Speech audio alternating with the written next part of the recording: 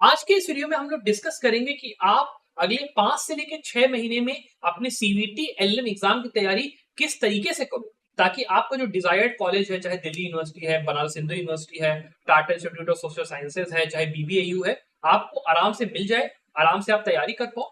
और इस वीडियो के अंदर हम लोग एक एक करके सारे पॉइंट्स को कवर करेंगे कि आपके देखिए इंपॉर्टेंट डेट्स कौन सी हैं, कि आपको तैयारी को किस तरीके से कैसे करना है, फिर आपका लास्ट ईयर में क्या स्कोर रहा था, तो आपको क्या टारगेट एक लेके चलना है। उसके बाद आपका सिलेबस डिस्कस करेंगे कि भाई कौन कौन से सब्जेक्ट्स आपके हैं जो कि आते हैं। फिर अपन डिस्कस करेंगे पेपर पैटर्न को कि भाई कितने मार्क्स का पेपर है, किन किन सब्जेक्ट्स में आता है, क्या क्या किस तरीके का वेटेज रहता है, किस टाइप के क्वेश्चंस आते हैं, वो सब चीजें। और फिर एक हम लोग proper subject wise preparation strategy discuss करेंगे कि जो 31-32 सब्जेक्ट पूरा जो एलएलबी का सिलेबस आ रहा है ना, उसमें आपका इंपॉर्टेंट ज्यादा क्या है, इंपॉर्टेंट कम क्या है, क्या क्या आपको चीजों को करने की जरूरत है। तो प्लीज इस वीडियो को इसीलिए लास्ट तक देखिए क्योंकि बहुत ही बेहतरीन, बहुत ही बढ़िया वीडियो है। और साथ में हमारे चैनल को सब्सक्राइब भी जरूर करिएगा, ठीक है। अब हम लोग यहाँ पे सबसे पहले शुरुआत करते हैं एग्जाम पैटर्न के साथ।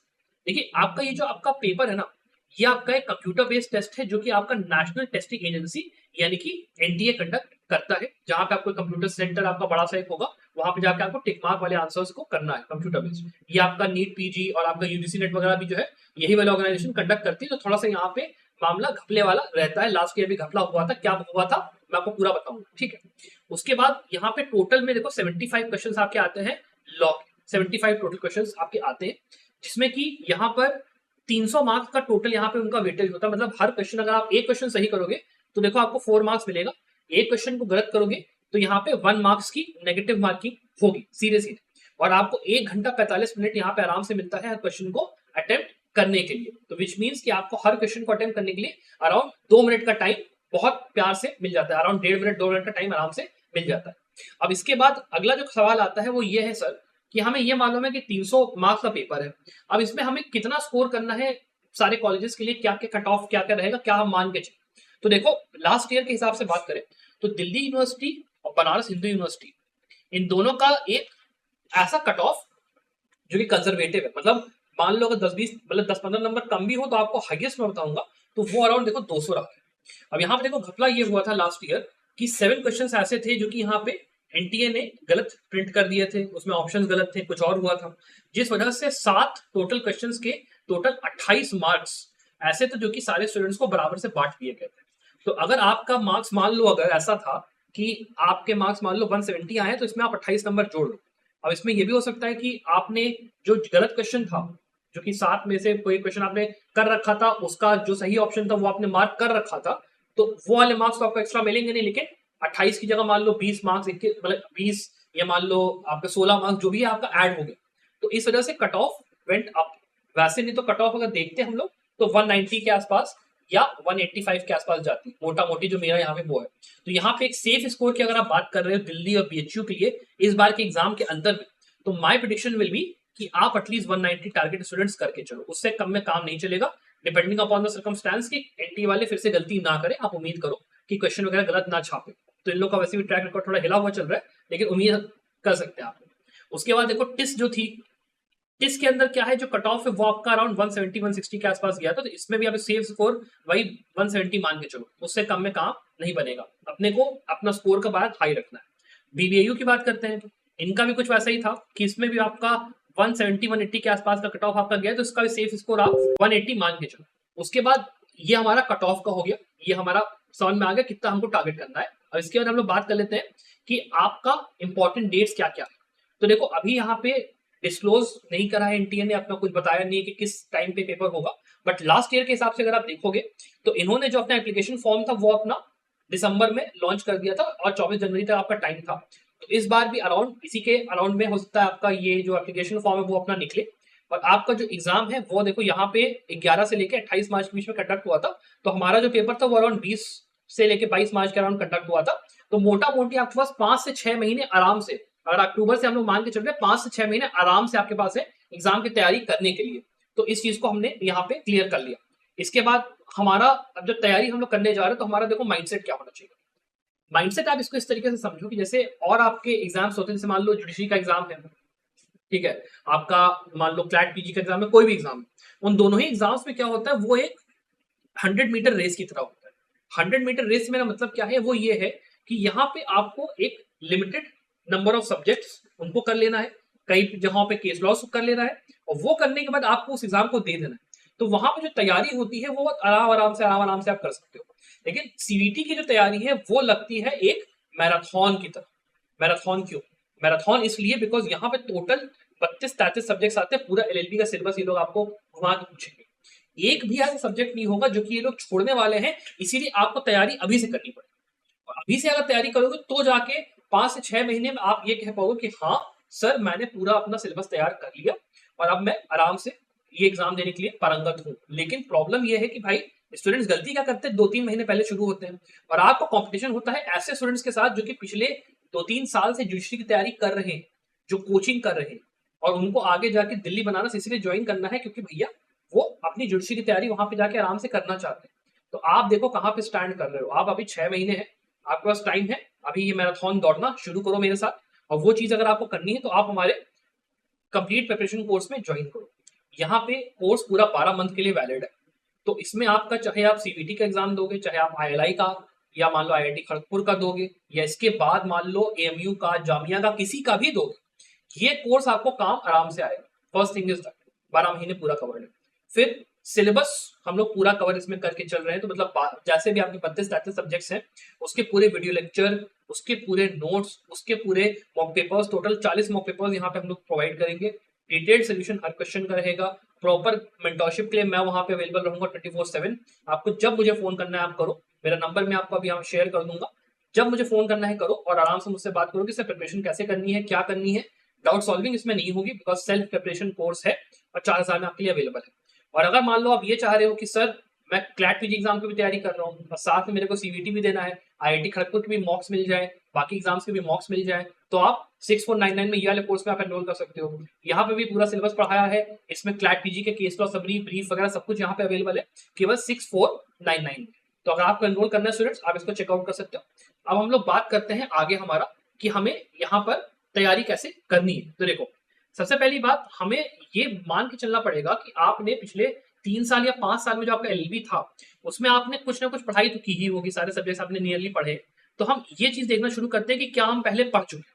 हमने मान लो कॉन्स्टिट्यूशनल लॉ और आईपीसी, सीआरपीसी, एविडेंस, बाकी सब्जेक्ट पहले से पढ़े हैं, तो हमको ये पता है कि इनको हमें कम टाइम देना है। मान लो कंपनी लॉ है, जूरिस्प्रूडेंस है, इंटरनेशनल लॉ है, इनको आपको कायदे से अगर नहीं किया तो इनमें आपको ज्यादा टाइम देना है। तो हमारी एक प्लानिंग बनती है, कंपार्टमेंटलाइज करा कि पता चल गया कौन सा सब्जेक्ट पहले करें, कौन से बाद में करें। उनको हमने एक लिस्ट बना के डिवाइड कर लिया। फिर हमने एक प्लान बनाया कि हाँ भाई ठीक है, इस प्लान के हिसाब से हमें अब इस सब्जेक्ट को इतना टाइम देना है, इस सब्जेक्ट को इतना टाइम देना है, और उसके हिसाब से फिर अपनी पढ़ाई को आप एग्जीक्यूशन देना शुरू करते हो कि हाँ भाई इन दिनों में मैं पढ़ाई करूंगा, इन दिनों में मैं अपने मॉक्स लगाऊंगा, इन दिनों में मैं ये करूंगा। ऐसे करके प्रॉपर एक प्लान बनेगा। और आपका बेस्ट पार्ट ये कि अगर आप अभी शुरू करो 5-6 महीने पहले, तो आपको दिन का मैक्स टू मैक्स 4 से 5 घंटा आपका पढ़ाई के लिए देना, 4 से 5 घंटा मुश्किल से।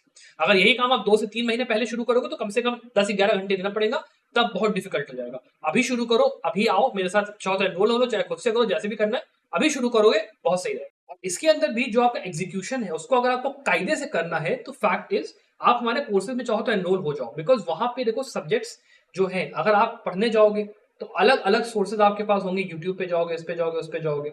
उसकी जगह अगर आपको उस चीज से सरदर्द से बचना है कि भाई मेरे को एक ही जगह सारा सामान मिल जाए, जहाँ पे सारा लेक्चर्स के थ्रू मेरा कवर हो जा रहा है, नोट्स वगैरह मेरे पास अवेलेबल है, मॉक पेपर्स भी जो मेरे को लगाना है, एक ही जगह पे सारा मेरे को मटेरियल मिल जाए, तो उसके लिए कहीं ना कहीं कोर्स आपके थोड़ा सा बेनिफिशियल होगा। वरना अगर आपके पास अगर टाइम है, आप चाहते हो कि मैं खुद से ही करूँ, बाकी मॉक पेपर्स वगैरह मैं देख लूंगा बाद में, तो आप आराम से जो मैं तरीका आगे बताने जा रहा हूँ वो आप फॉलो कर सकते हैं। अब इसके बाद हम लोग ये बात करते हैं कि हमारे इंपॉर्टेंट सब्जेक्ट्स और नॉन इंपॉर्टेंट सब्जेक्ट्स हमारे कौन से।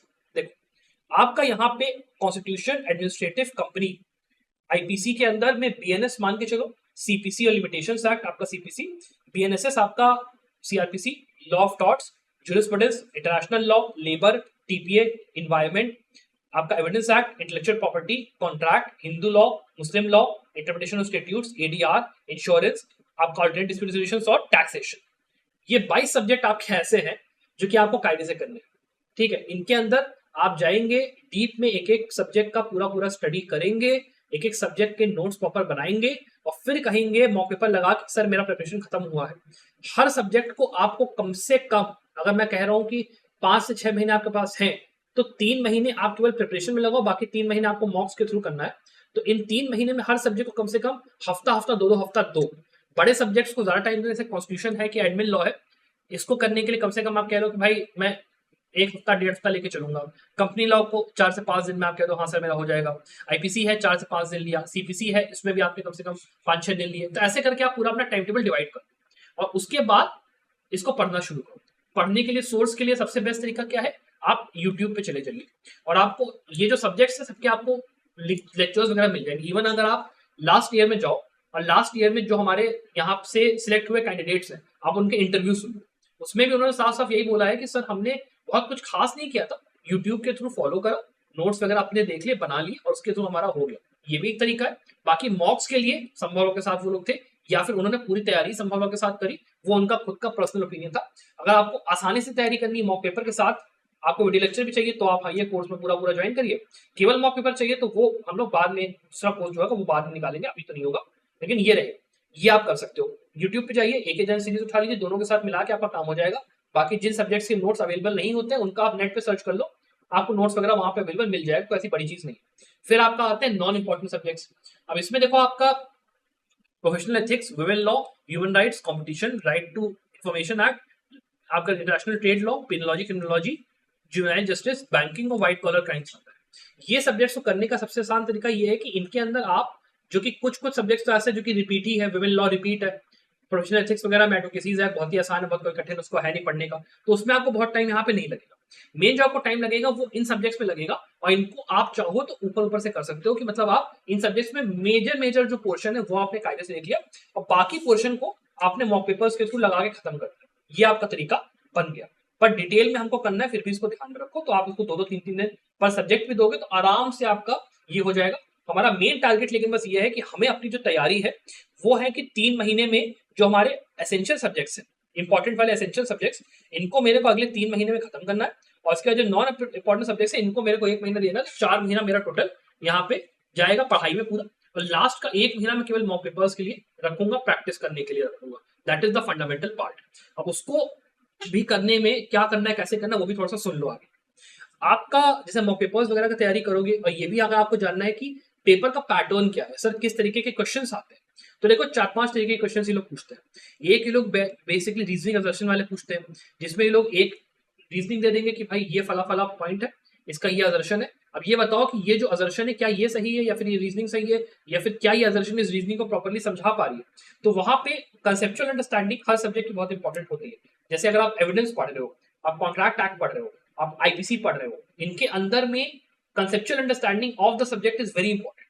बिकॉज अगर आपको स्टेटमेंट पढ़ के नहीं समझ में आ रहा है कि इसका मतलब क्या है, मान लो प्राइमरी एविडेंस सेकेंडरी एविडेंस की हम लोग बात कर रहे हैं, अगर आपको नहीं आता है इन दोनों इसका मतलब कि ये होता क्या है और उसके बारे में पूछ लेगा कि कोर्ट किस चीज को एडमिसिबल मानेगी, इसको नहीं मानेगी, उसके पीछे की रीजनिंग आपको दे दिया गया, तो आप उस क्वेश्चन को सॉल्व नहीं कर पाओगे। सो इट इज इंपॉर्टेंट कि आप तैयारी अभी से शुरू करो, उन सब्जेक्ट्स को डीप में जाके पढ़ो ताकि आपको एक एक चीज का अंडरस्टैंडिंग मिले। साथ ही में जो आपके नए वाले लॉज आए, बीएनएस, बीएनएसएस, बीएसए, इनको हम लोग ने बहुत ही डिटेल में हमारे कोर्स के अंदर कवर किया है, तो आपको वो चीज बहुत बेनिफिट करेगी कि आपको अपनी पढ़ाई के लिए सारा का सारा जो मटेरियल है वो एक ही जगह पे मिल जाएगा। जैसे मैंने पहले वीडियो बताया एक ही जगह मिल जाएगा, तो वो बहुत ही फायदे की बात है। तो उसको आपको अगर ट्राई आउट करना है उसके लिए आप मतलब जरूर से कोर्स में एनरोल कर सकते हो। बाकी 20 मॉक पेपर्स ऐसे होंगे जो कि आपके प्रैक्टिस होंगे, 20 ऐसे होंगे जो कि हम लोग लाइव कंडक्ट करेंगे, तो उसका आप लोग ध्यान रखिएगा। रीजनिंग असर्शन के लिए ये हो गया।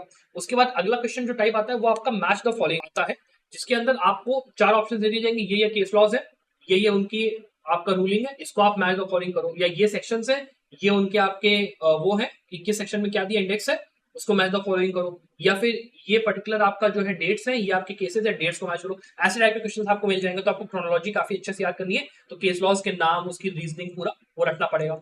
उसके अलावा जो टाइप ऑफ केस आता है उसके अंदर आपको वो लोग दे देंगे कि भाई 1 2 3 4 आपका ये हो गया स्टेटमेंट्स, और इनमें से ही बता दो कि स्टेटमेंट कौन सी ट्रू है कौन सी फॉल्स है, सीधी सीधी ट्रू फॉल्स आपका पूछा जाता है। उसके अलावा आपका आता है जिसमें कि वो लोग जैसे इंडेक्स बेस्ड क्वेश्चंस आपके होते हैं कि भाई सीआरपीसी का ये सेक्शन कहाँ पे दिया, ये सेक्शन कहाँ पे दिया, इस टाइप के क्वेश्चंस ये लोग मेजरली पूछते हैं। तो जो टाइप ऑफ क्वेश्चंस है वो बहुत ज्यादा डिफिकल्ट नहीं है कि आपको पैराग्राफ बेस्ड क्वेश्चन मिल रहा है या फिर क्लैट पीजी की तरह आपको डिफिकल्ट पेपर है, ऐसा कुछ नहीं है। डिफिकल्टी ये पेपर में बस इसलिए होती है बिकॉज नंबर ऑफ सब्जेक्ट्स इतने ज्यादा है कि उसको आपको ट्रैक रख पाने में दिक्कत होती है। इसीलिए इट इज इंपॉर्टेंट कि आप हर सब्जेक्ट के मॉक पेपर्स की इंटेंसिव प्रैक्टिस करो, हर उसके सेट्स को प्रॉपरली लगाओ और पढ़ाई को आपको इन डेप्थ रखना है। आपका आराम से सीवीटी में सिलेक्शन हो जाएगा, कोई बड़ी चीज नहीं है। अगर आपको इसके अलावा कोई और डाउट है, कोई चीज आपको पूछनी है, तो प्लीज आप मेरे को नीचे कमेंट से पूछ सकते हो। आई होप आपको ये वीडियो पसंद आया। I wish you very very best of luck for your success.